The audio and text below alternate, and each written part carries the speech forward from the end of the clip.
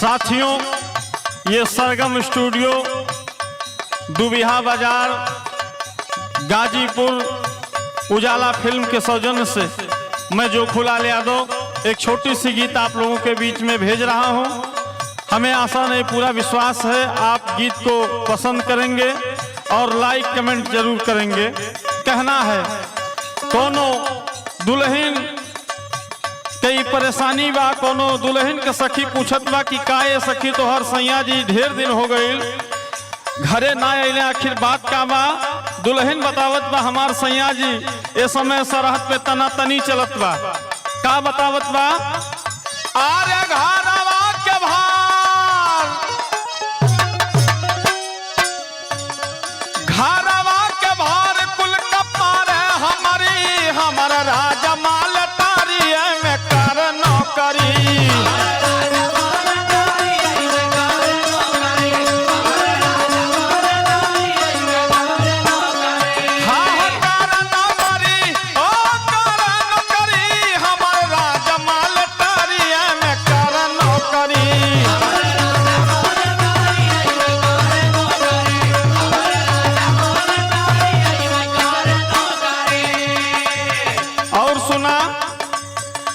रात दिन सीमा का कार्य रखवारी,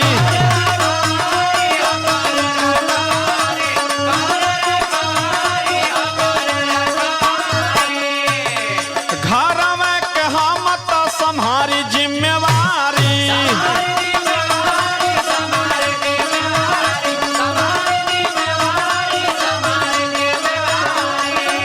हमारे सैया के कपारे,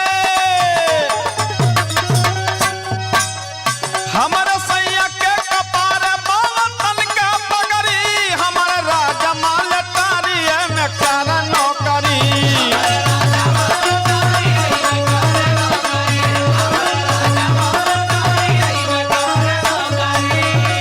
और ये सुनाए सखी, हम कारी गाँव में खेती है किसानी,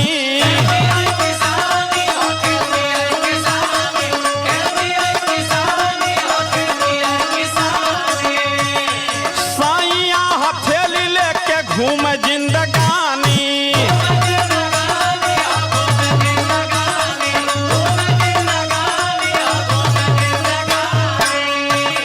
गोली गोला तोप,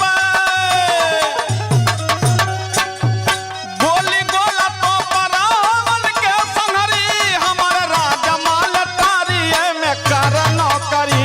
हमारे राजा माल तारी में कर नौकरी, हाँ कर नौकरी, हन कर नौकरी, हमारे राजा माल तारी में कर नौकरी।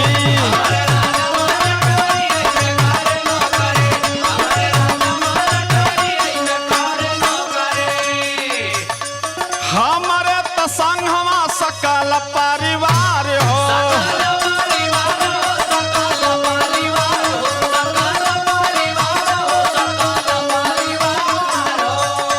सैया के सीमा पे दुश्मन हजार हो।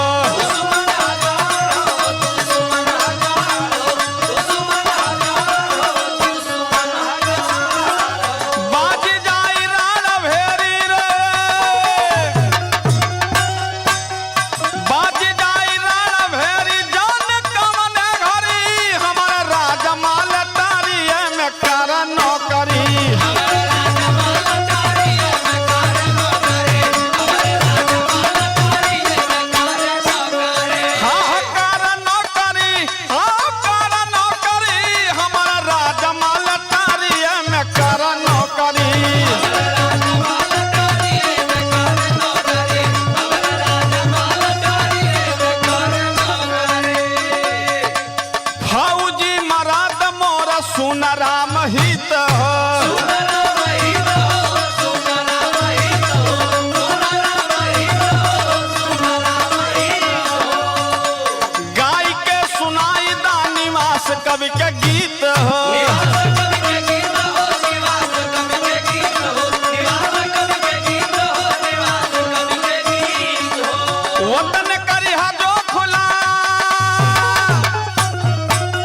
वो